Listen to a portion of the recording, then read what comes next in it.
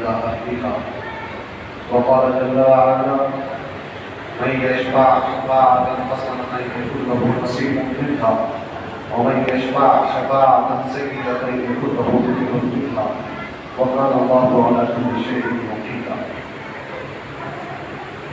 صدق الله العظيم وبلغنا رسوله النبي الأمين الكريم ونحن على ذلك من الشاهدين والشاكرين والحمد لله رب العالمين. وقال تعالى: إكراما وإكراما في شأن نبيه إن الله وملائكته يصلون على النبي يا أيها الذين آمنوا صلوا عليه وسلموا تسليما. اللهم صل وسلم وزد وبارك على سيدنا وسندنا وشفيعنا وحبيبنا ومولانا محمد وعلى الجود والكرم وعلى آله وصحبه أجمعين في كل وقت ونفس في عدد كل معلوم.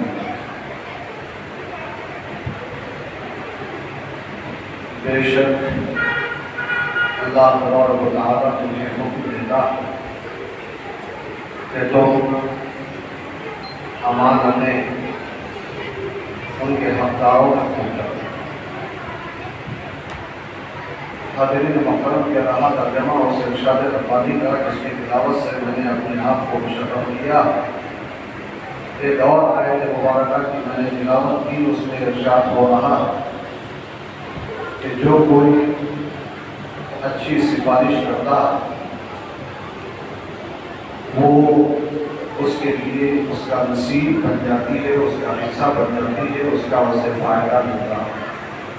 اور جو کوئی بری سفارش کرتا ہے، غلط سفارش کرتا ہے، وہ اس کے لیے بوجھ بن جاتی ہے، مصیبت بن جاتی ہے. اور اللہ تبارک و تعالیٰ ہر چیز کی طاقت عطا فرمانے والا ہے. حاضرین کرام، جو حالات ہمارے سامنے ہیں ان میں سے کوئی اس سے ناواقف نہیں.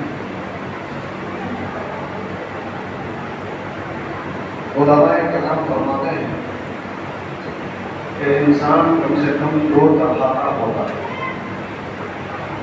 ایک عاقل اور ایک غافل. عقل والا اور غفلت والا. عاقل وہ ہوتا ہے، عقل مند وہ ہوتا ہے جو حالات پر پہلی نظر رکھتا ہے، جو حالات پیش آ رہے ہیں اس کا سبب کیا ہے اسے سمجھتا ہے، اور اگر حالات موافق ہوں تو ٹھیک ہے، اور اگر حالات ناموافق ہوں تو حالات کو بدلنے کے لیے کیا اقدام کرنا چاہیے، کیا قدم اٹھانا چاہیے، وہ اس سلسلے میں کوشش میں لگا رہے ہیں. اور غافل وہ ہے جو ہمیشہ سوتا رہتا ہے، غفلت میں رہتا ہے، حالات سے بے خبر رہتا ہے، آس پاس کیا ہو رہا ہے، ماحول کیا ہے، اسے اس کی بالکل خبر نہیں ہوتی. تو اب انسان کو چاہیے کہ عاقلوں کی فہرست میں نہ جائے، غافلوں کی فہرست میں نہ رہے، غفلت میں نہ رہے، سوتا نہ رہے، حالات سے باخبر رہے. کیا یہ تھے جس کی بنیاد پر یہ حالات آئے ہیں؟ اب حالات کو سدھارنے کے لیے کیا کرنا ہے اس پر غور و فکر کرتا رہے. اور اگر خود میں یہ صلاحیت نہ ہو تو کم سے کم ارباب علم و دانش کی مانیں، عقل والوں کی سنیں، ان کی اطاعت و فرما برداری کریں، ان کے کہے پر عمل کریں. عربی ادب کی کتابوں میں ایک مثال دی گئی ہے جو عام طور پر چھوٹے بچوں کو چھوٹی جماعتوں میں بھی پڑھائی جاتی ہے، مگر وہ انسانوں کے احوال کے قریب قیاس. ایک شکاری ایک کنویں کے قریب آیا، اس نے دیکھا کہ یہاں مچھلیاں بہت بڑی ڈہرے ڈہرے، اس نے کہا کہ یہ مچھلیاں تو یہاں محفوظ ہیں، محدود ہیں، کہیں جا نہیں سکتی،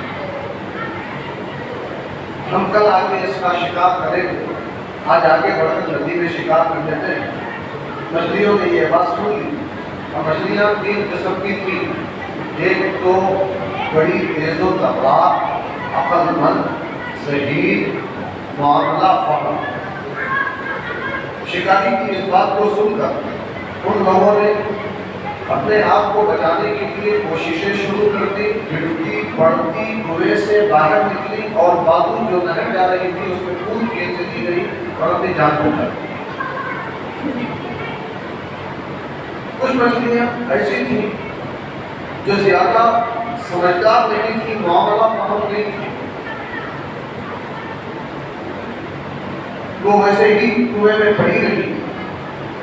جب شکاری آ گیا، اس نے شکار کرنا شروع کیا، تو ان مچھلیوں نے جو زیادہ معاملہ فہم نہیں تھی مگر تھوڑی بہت سمجھ ان میں تھی، انہوں نے اپنے آپ کو مردہ بنا کے الٹا کر دیا۔ شکاری نے سوچا یہ تو مری ہوئی ہے، اٹھا کے کنارے پہ رکھ دی۔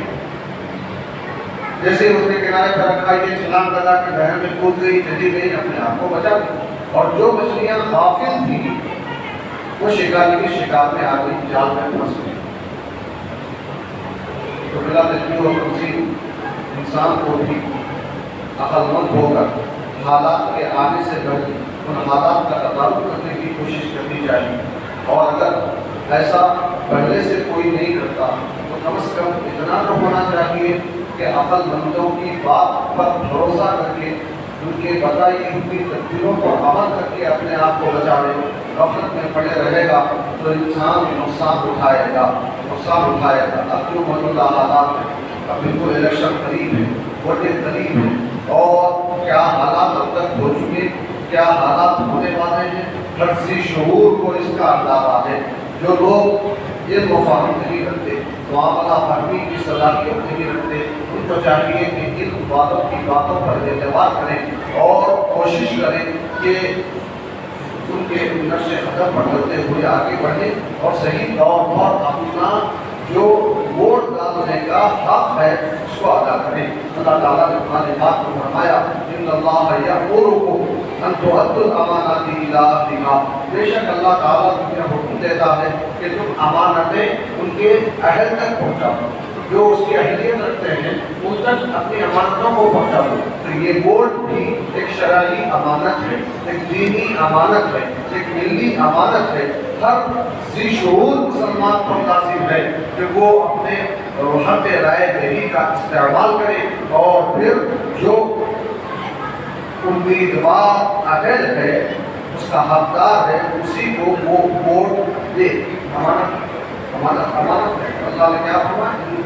اللہ یأمرکم، بے شک اللہ تمہیں حکم دیتا ہے ان تؤدوا الامانات، کہ تم امانتیں ادا کر دو، امانتیں ادا کر دو۔ امانت کا مطلب کیا ہے؟ کہ امانت کا مطلب ہے جو ذمہ داری آپ کو دی گئی ہے کما حقہ اس کا ادا کرنا، یہ امانت داری ہے، ورنہ خیانت کہلاتا ہے۔ تو جو امیدوار اہل ہیں ان تک ان کی امانتوں کو پہنچا دینا یہ ہماری ذمہ داری ہے، ہر مسلمان کی ذمہ داری ہے۔ ووٹنگ کا دن آئے گا تو کوئی غفلت میں نہ رہے، کوئی کام کاج کا بہانہ نہ کرے، کوئی نیند اور غفلت میں اپنا وقت برباد نہ کریں، بلکہ کوشش کریں کہ ووٹ 100% ڈالے جائیں اور صحیح امیدوار کا انتخاب کریں۔ اللہ تعالیٰ نے فرمایا وَمَن یَشْفَعْ شَفَاعَةً حَسَنَةً یَکُن لَهُ نَصِیبٌ مِنْہَا، جو کوئی صحیح سفارش کرتا ہے، اچھی سفارش، ووٹ ایک سفارش ہے امیدوار کو چننے کے لیے۔ آپ کا ووٹ آپ کی سفارش ہے کہ اس کے ذریعے سے امیدوار منتخب ہو کر آئے۔ اللہ فرما رہا ہے جو کوئی اچھی سفارش کرتا ہے تو یکن لہو نصیب منہا، یہ اچھی سفارش اس کا نصیب بن جاتی ہے، اس کا حصہ بن جاتی ہے، اس کا مقدر بن جاتی ہے، اس کے مستقبل کو سنوارنے والی بن جاتی ہے۔ وَمَن یَشْفَعْ شَفَاعَةً سَیِّئَةً، اور جو کوئی غلط سفارش کرتا ہے، بری سفارش کرتا ہے، نااہلوں کو ووٹ دیتا ہے تو یکن لہو کفل منہا، وہی ووٹ وہی سفارش اس کے حق میں بوجھ بن جاتی ہے، اس کے لیے پریشانی کا سبب بن جاتی ہے، اس کے مستقبل کو خراب کرنے والی، تاریکی میں ڈھکیلنے والی ہو جاتی ہے۔ اللہ تعالیٰ نے فرمایا وَكَانَ اللَّهُ عَلَىٰ كُلِّ شَيْءٍ مُقِيتًا، اللہ تعالیٰ ہر چیز کی طاقت دینے والا ہے، اللہ طاقت کا دینے والا ہے۔ اگر ضرورت ہے اس بات کی کہ طاقت دینے والے ہو جائیں، ہم غفلت میں پڑے رہیں گے تو اللہ طاقت نہیں دے گا۔ طاقت اسی وقت ملے گی جب ہم طاقت دینا چاہیں گے، ہم سمجھ لینا چاہیں گے، فہم سے کام لینا چاہیں گے، دانشوری کا مظاہرہ کرنا چاہیں گے، اللہ تبارک و تعالیٰ کی مدد حاصل ہوگی۔ یہ تمام باتیں آپ نے ووٹ دینا ہے اور لازمی طور پر دینا ہے اور صحیح امیدوار کو ووٹ دینا ہے۔ اس بات کو مد نظر رکھنے کے بعد اب یہاں میں آپ کی توجہ اس بات کی طرف مبذول کروانا چاہتا ہوں کہ جو حالات ہندوستان میں مسلمانوں کے لیے پیدا ہو رہے ہیں اس کا بنیادی سبب کیا ہے؟ ظالم حکمران، ایسے حکمران جو نہ صرف یہ کہ آپ کی جان اور مال کے درپے ہیں بلکہ آپ کے ایمان کے بھی درپے، آپ کے دین میں مداخلت کر رہے ہیں، شریعت میں مداخلت کر رہے ہیں۔ ایسے حاکم تم پر مسلط کیوں ہوئے؟ اس کا بنیادی سبب کیا ہے؟ اس پر غور کرنے کی ضرورت ہے۔ اور پھر ایسے حاکموں کو حکومت سے روکنے کے لیے ہم کو کیا کریں؟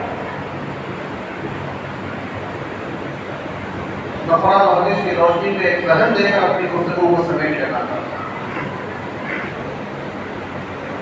یہ مت سمجھو کہ یہ حاکم، یہ امیر، یہ وزیر، یہ منسٹر اپنی قابلیتوں کی بنیاد پر، اپنے مال و زر کی بنیاد پر، اپنی طاقتوں کی بنیاد پر تم پر حاکم بنے ہیں، بلکہ حقیقت یہ ہے کہ ان کو حاکم بنانے کے ذمہ دار ہم ہیں۔ جو مسلمان،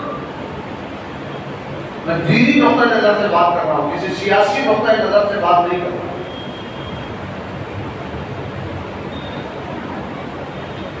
قرآن پاک کہتا ہے ظَهَرَ الْفَسَادُ فِي الْبَرِّ وَالْبَحْرِ بِمَا كَسَبَتْ أَيْدِيَ النَّاسِ،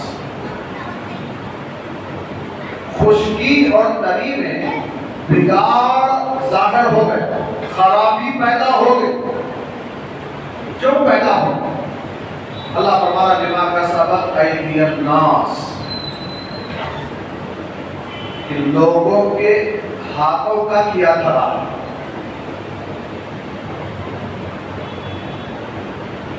اور وضاحت دوسری آیت میں ملتی ہے، اللہ نے فرمایا وَمَا أَصَابَكُم مِّن مُّصِيبَةٍ فَبِمَا كَسَبَتْ أَيْدِيكُمْ، جو مصیبت بھی تمہیں پہنچتی ہے یہ تمہارے ہاتھوں کا کمایا ہوا۔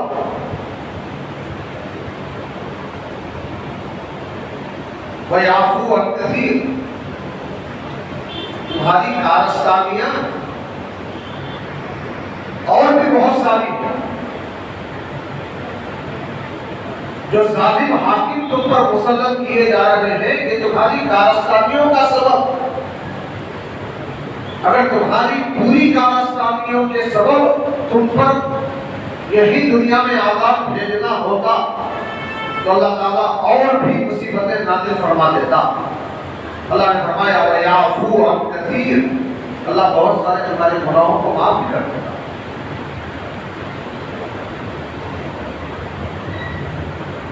بہت ساری تمہاری غلطیوں کو معاف بھی فرما دیتا۔ مشہور دعا جو رسول اکرم صلی اللہ علیہ وسلم کی دعا ہے، جو آج کل زیادہ سوشل میڈیا میں گردش کر رہی ہے، لوگ سب اس کی طرف متوجہ کر رہے ہیں کہ ووٹنگ ہونے تک یہ دعا پڑھتے رہو، نتیجہ آنے تک یہ دعا پڑھتے رہو۔ کیا ہے اس دعا میں بھی لوگ سوشل میڈیا پر تھوڑا سا تحریف کر رہے ہیں، تھوڑا الفاظ کو دبا دیتے ہیں۔ سرکار نے دعا فرمائی اللہم لا تسلط علینا بسبب ذنوبنا من لا یخافک فینا ولا یرحمنا۔ اب سوشل میڈیا پہ جو دعا گردش کر رہی بسبب ذنوبنا کو ہٹا دیا جا رہا ہے۔ کیا معنی ہے؟ اللہم لا تسلط علینا، اے اللہ ہم پر مسلط نہ فرما، وَلَا يَخَافُكَ فِينَا وَلَا يَرْحَمُنَا، ایسے لوگوں کو جو ہمارے معاملے میں تیرا خوف نہ رکھے اور ہم پر رحم نہ کرے، ظالموں کو ہم پر مسلط نہ فرما۔ ٹھیک ہے، مگر بسبب ذنوبنا، جو حدیث کے دعا کا کلمہ ہے، اس کو سامنے رکھو گے تو حقیقت عیاں ہو جائے۔ سرکار کیا فرما رہے ہیں؟ اے اللہ ظالموں کو ہمارے گناہوں کے سبب سے ہم پر مسلط مت فرما، ہمارے گناہوں کے سبب سے ہٹا دیا آپ نے لوگوں میں سے، انہیں اپنی غلطیوں کی طرف توجہ ہے ہی نہیں، مصیبت کیوں ہو رہی؟ ہمارے اپنے گناہوں کی وجہ سے، ہماری اپنی نافرمانیوں کی وجہ سے، ہم اللہ کے احکام کی اطاعت نہیں کرتے۔ مشکوٰۃ المصابیح میں حلیہ کے حوالے سے ایک حدیث قدسی یوں آئی ہے، حضرت ابو درداء رضی اللہ تعالیٰ عنہ راوی ہے، فرماتے ہیں رسول اللہ صلی اللہ علیہ وسلم نے ارشاد فرمایا کہ ان اللہ تعالی یقول، کہ اللہ تبارک و تعالیٰ فرماتا ہے، حدیث قدسی کیا فرماتا ہے؟ انا اللہ، اللہ فرماتا ہے کہ میں اللہ، لا الہ الا انا،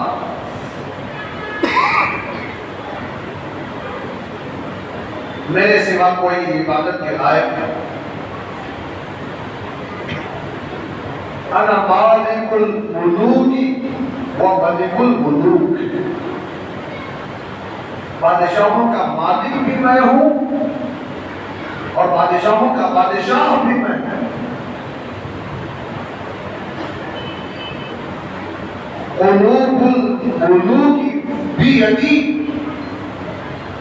دنیا کے تمام حاکم، تمام بادشاہ، سب کے دل میرے ہاتھ میں۔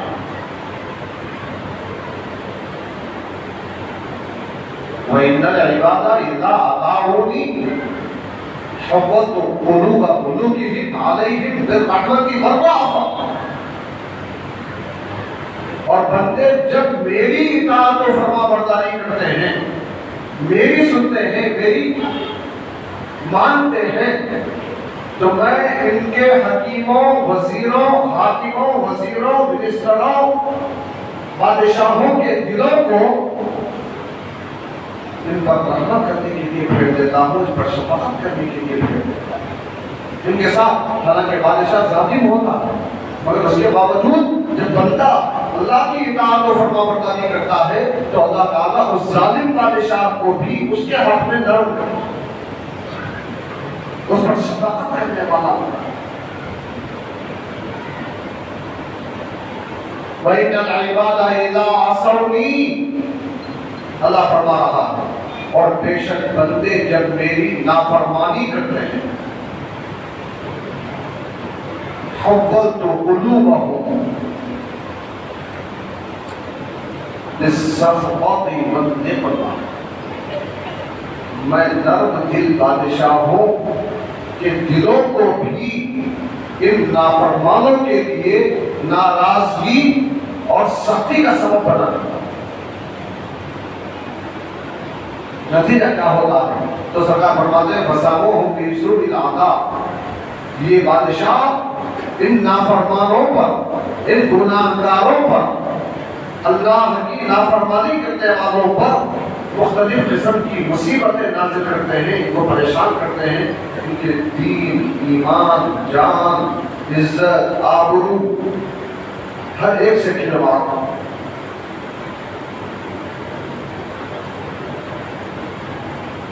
تو حاکموں کا ظالم ہونا بنیادی سبب کیا ہے؟ اللہ کی نافرمانی، ان سے اللہ کی نافرمانیاں ہو رہی ہیں۔ اصل بندہ اشارہ کافی سی، بجائے تفصیل میں نہیں لے جاؤں، بات آپ کے سمجھ میں آ جائے کافی۔ ہر ایک اپنا محاسبہ کر سکتا ہے، اپنا جائزہ لے سکتا ہے، اپنا مراقبہ کر سکتا ہے کہ ہم کتنی نمازیں پڑھ رہے ہیں، کتنے روزے رکھ رہے ہیں، کتنا اپنے زکوٰۃ کو تمام قبو ادا کر رہے ہیں، اور کتنا والدین کی فرما برداری کر رہے ہیں، کتنا بیوی بچوں کے حقوق ادا کر رہے ہیں، رشتہ داروں کے حقوق میں ہم کہاں تک پورے اتر رہے ہیں، ہمسایوں کے حقوق ان سے کہاں تک ادا ہو پا رہے ہیں، دوستو احباب کی ذمہ داریاں ہم کہاں تک پورے کر پا رہے ہیں۔ ہر چیز کا ہم کو حساب دینا ہے، اپنا جائزہ لینا۔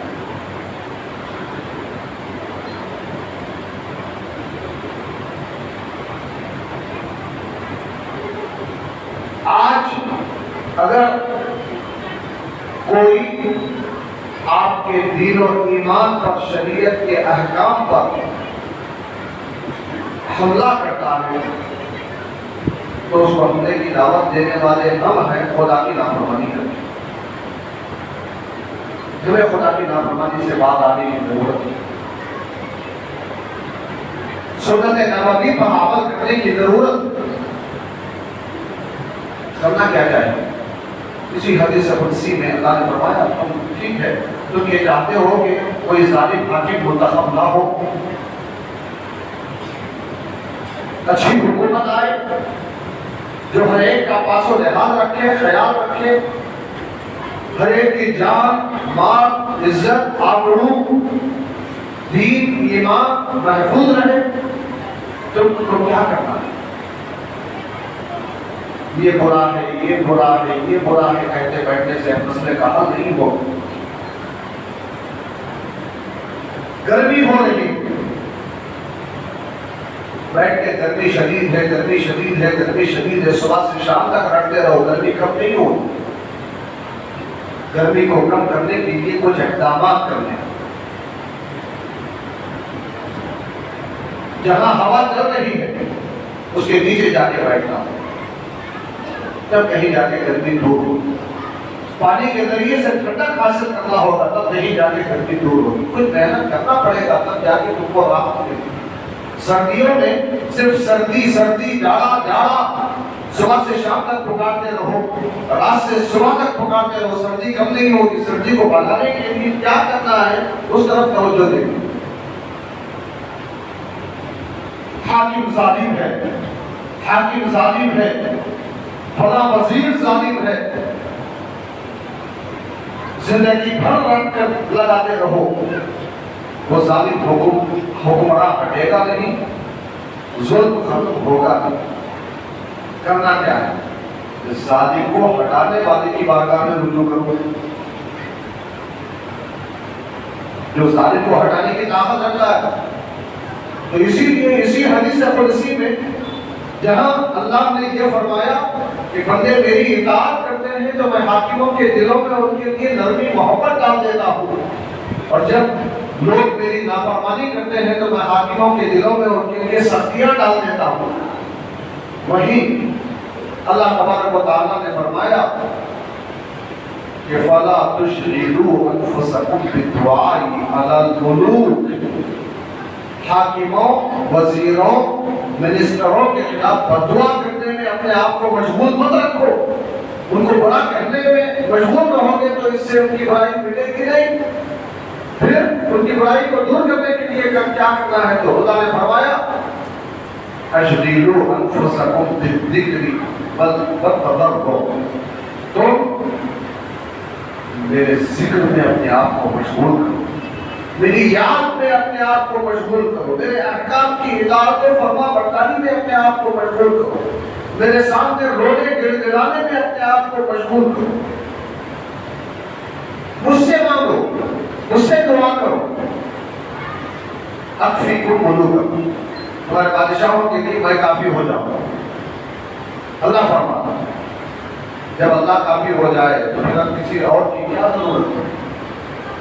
تو ضرورت ہے اس بات کی کہ ہم اپنے غفلت کی نیند سے بیدار ہوں، اپنے آپ کو سدھاریں، اپنا محاسبہ کریں، اپنے نفس کی خامیوں کو اللہ کی بارگاہ میں پیش کر کے نفس کو دلیل کریں اور اطاعت و فرما برداری کی زندگی گزارنے کی کوشش کریں۔ یہ کرنا تو ضروری ہے ہی، مگر ساتھ میں جیسے میں نے پہلے کہا جب الیکشن کا دن آئے گا، ووٹنگ کا دن آئے گا، تو ہر مسلمان کو لازم ہے کہ وہ اپنا حق رائے نہیں استعمال کرے اور جو اہل امیدوار ہے اسی کے لیے اپنے ووٹ کا استعمال کر کے اپنی ذمہ داری جو بطور امانت کے اللہ نے تمہارے پاس رکھی ہے اس کو ادا کرے، پھر ساتھ میں اپنے آپ کو سدھارتا بھی رہے، اپنی خامیوں کو درست بھی کرتا رہے، اپنے آپ کو نیکیوں کی طرف راغب بھی کرتا رہے۔ دعا فرمائیں کہ اللہ العالمین ہمیں حق بولنے، سننے، سمجھنے، قبول کرنے، عمل کرنے کی توفیق عطا فرمائے۔ اللہ العالمین ہم پر کرم فرما، فضل فرما، رحم فرما، ہمارے گناہوں کو معاف فرما، ہمیں غفلت کی نیند سے بیدار فرما۔ اللہ العالمین تیری اطاعت کی ہمیں توفیق عطا فرما، تیرے رسول کریم علیہ التقویۃ و تسلیم کی سنتوں پر عمل پیدا ہونے کی توفیق عطا فرما۔ الہ العالمین زندگی گناہوں سے دور رہنے کی توفیق عطا فرما اور نیکیاں زیادہ سے زیادہ کرنے کی توفیق عطا فرما۔ صحت و عافیت کے ساتھ اسلام اور عزت کی لمبی زندگی عطا فرما، ایمان کی موت نصیب فرما۔ وصلی اللہ وسلم علی خیر خلقہ سیدنا محمد و آلہ وصحبہ اجمعین والحمد للہ رب العالمین۔ حاضرین محترم،